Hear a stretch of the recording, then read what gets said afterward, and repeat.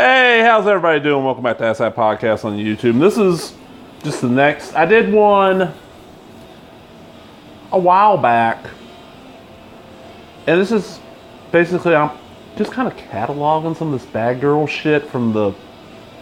Yeah, it really started in about 93, 94, but took off in like 95, 96, and lasted to what?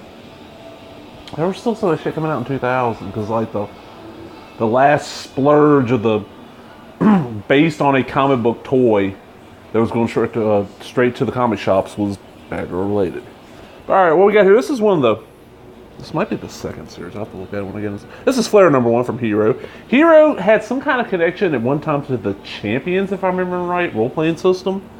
And these Heroes books always had decent art. I've got a bunch of issues. The thing with them is even though they'd be like 52 pages, shit was like $275, and you'll see the year. That was a lot in the year this came out. Comics are not just for kids anymore, of course. There's Flare. Let's see, what year is this? I'm guessing this is probably about 90 something. 88, volume 1, number 1. Okay, this is the first issue. Excuse me.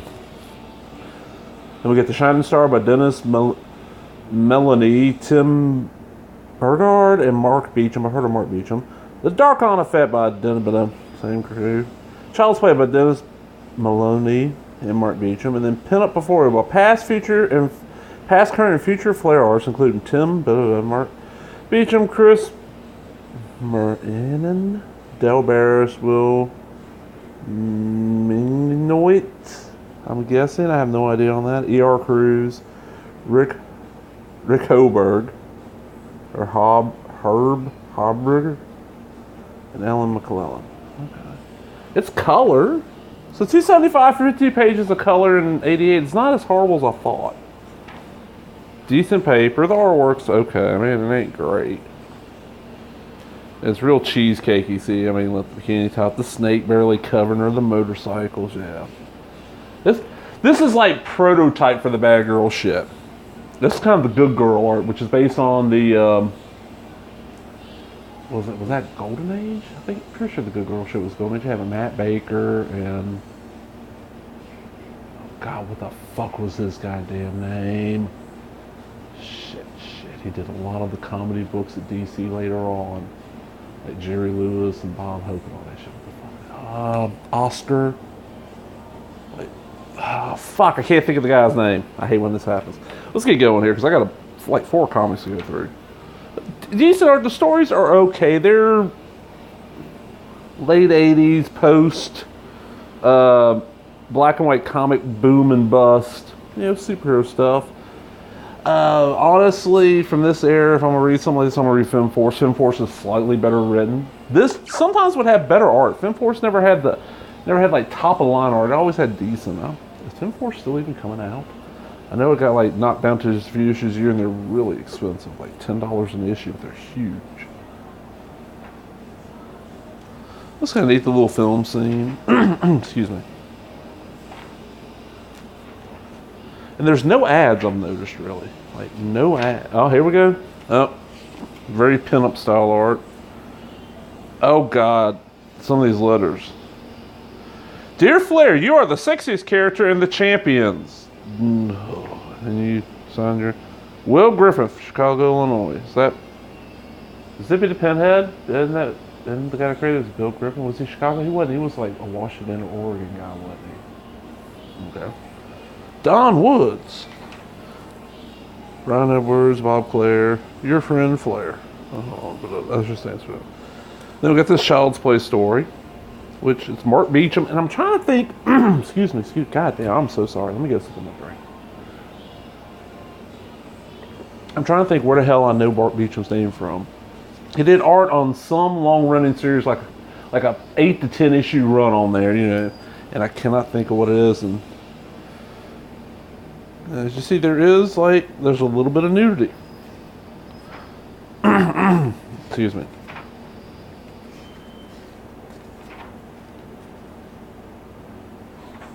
And I don't remember Flare's. She's got like light-based powers. I don't remember her origin or any of this shit. I never really read the Champions, and then here's all the Champions. Charity Smith was like their big thing. I actually have some Captain Thunder, and I've read a bunch of that, but The championship I really ever know. That's a cool back cover. So that's 88. What's this next one? This is the Michael Turner Presents Aspen featuring Fathom, Soulfire, and Echoes. This was $2.99 from Aspen Comics. This is going to be a little bit newer. This might be past the end of the original Bad Girls thing. Michael Turner, of course, died from cancer quite a while back now. That's Fathom, I'm guessing. No, he's got like a water character that looks kind of like that. That's one of, Jeff Johns, Fathom. Okay. I mean, Michael Turner. And that's my one thing about Michael Turner's artwork. All his women have the exact same face. Okay, this is actually... The coloring on this is good.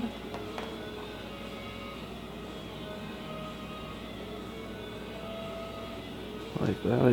It's definitely kind of cheesecakey art, but look, you get shit like this in here too, which is just really nice. It's kind of, this kind of reminds me of Bud Root's Cave Woman, where you get these really nicely drawn dinosaurs, and you get this really cheesecakey, Cave Woman shit, or oh fuck, what's his name? Liberty Meadows guy, Frank Cho, his Jungle Girl book, or Shannon the She-Devil, which is basically censored Jungle Girl. Soulfire. I know nothing about the Soulfire character, but hey, that's cool looking art.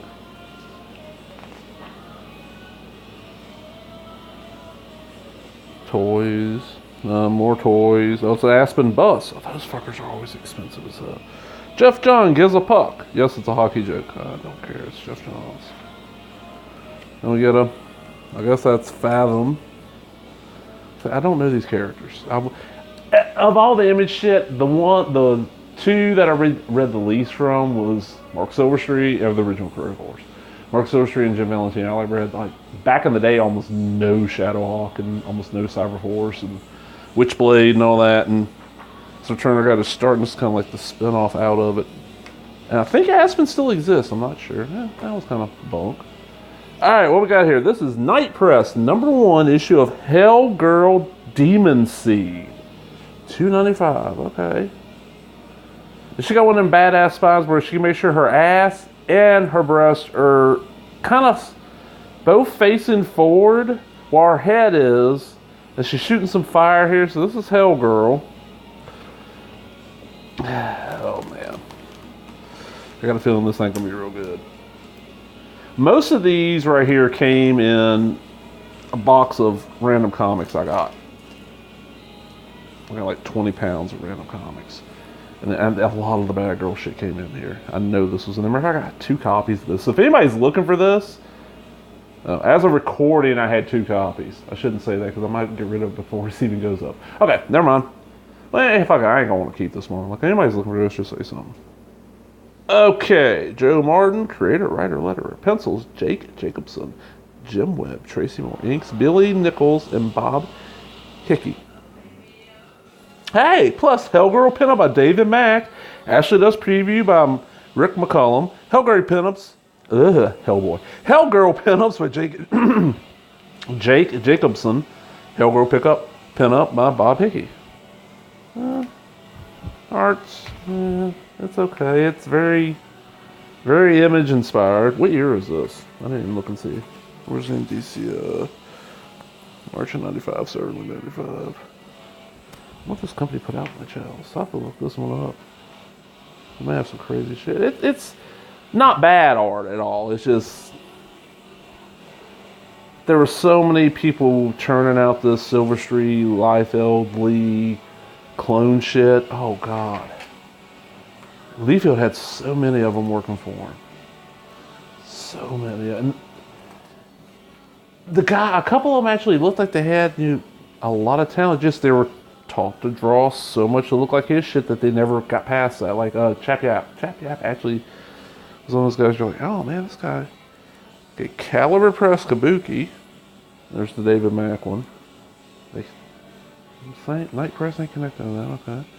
Night Press. Parts Unknown. I've heard of Parts Unknown. Ashley Does Vapor Lock. Blood and Roses, Savage Family, Hellgirl, Boondoggle, and Warlace. I've heard of parts of it's Bo Smith. An alternative choice for the creative voice. Okay. A little preview of Ashley. Rick McCollum's Ashley does. That's nice art. Highly detailed.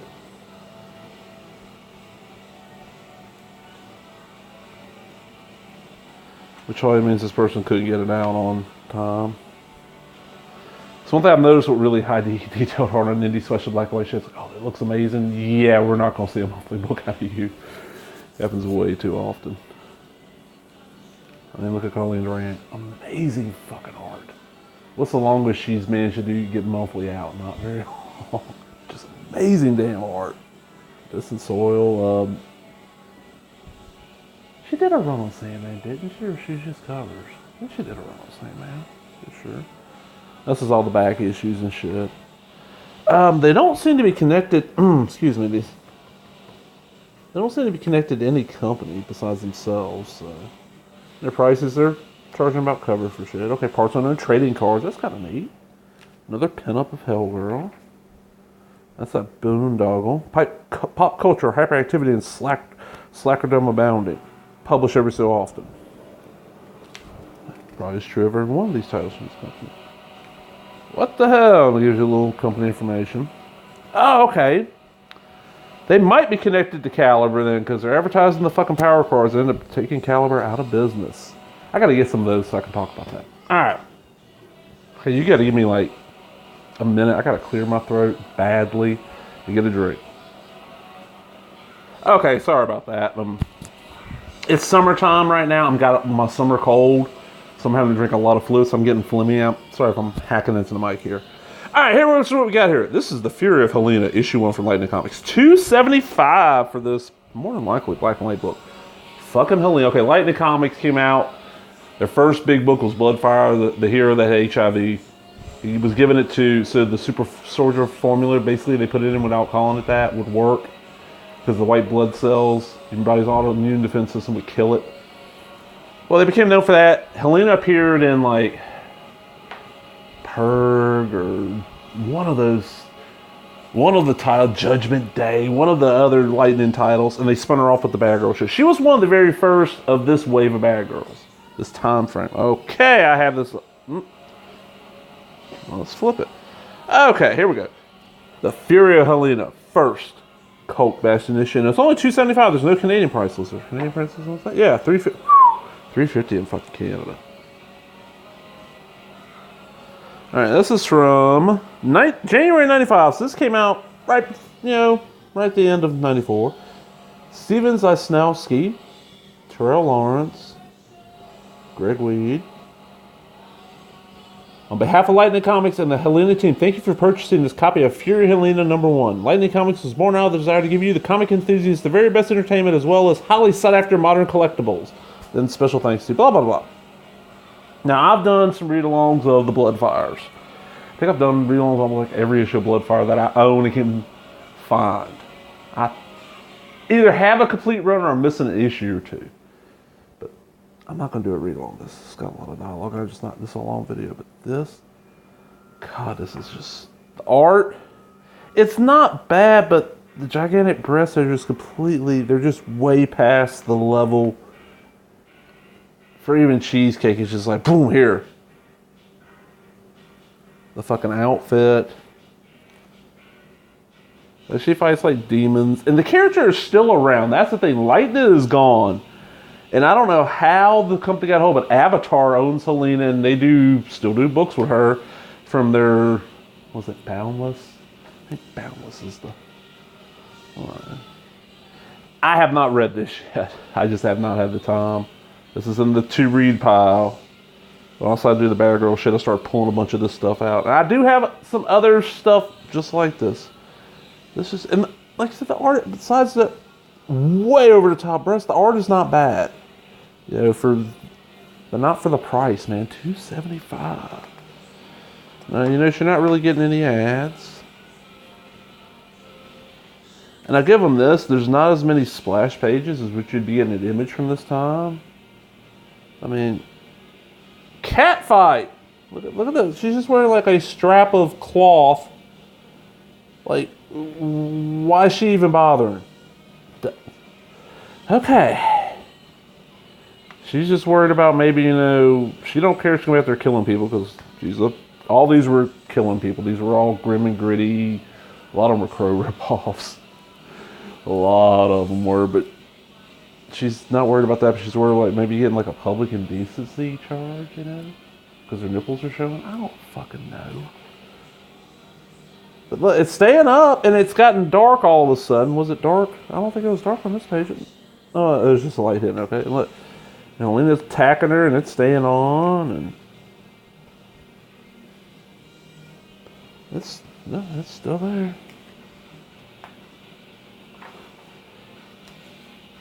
And we get the end. Then we get a couple pages of letters, because this ain't the very first. And we get a Fury of Helena special autograph offer. Buy 3 or more copies of Fury of Helena #1 and Writer Supreme Steven Zyskowski will autograph one copy at no charge. Okay, no receipt on this shit. Then we get the pinup pages. This.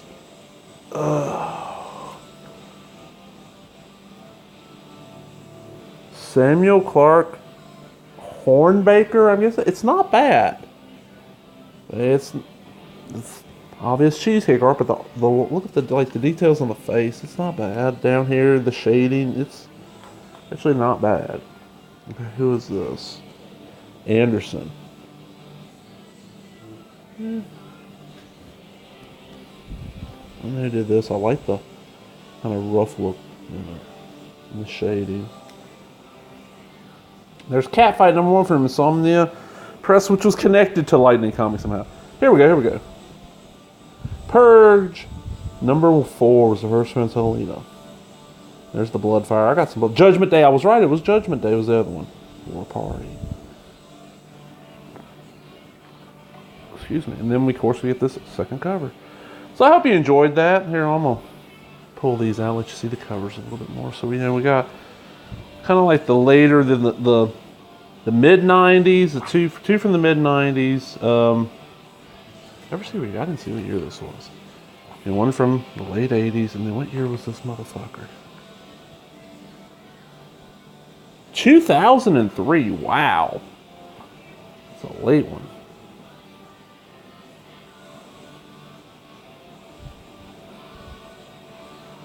See, that was not as revealing. That was more good girl cheesy. That's the Bear Girl show. You look, you got the fucking, the fishnets and the hands on the boobies. And we just get the straps. And then we go back to kind of a more cheesecakey style, but still. And the prices on these, man. $275, $295, $275, $299. They're making them fanboys pay a lot for their pseudo porn. I hope y'all enjoyed this. I got another one coming up. I don't know when it's going to pop up. I never know. Sometimes shit could get filmed all on the same night and then go up within 5 months in between each other. It just happens that way. Well, I hope you enjoyed it. If you did, give me a thumbs up. For comments, any of these, anybody read any of these titles? Any other of the bad girl titles, the good girl titles? I'm curious. If you did, what's some of your favorites? All right, talk to everybody later. Bye-bye.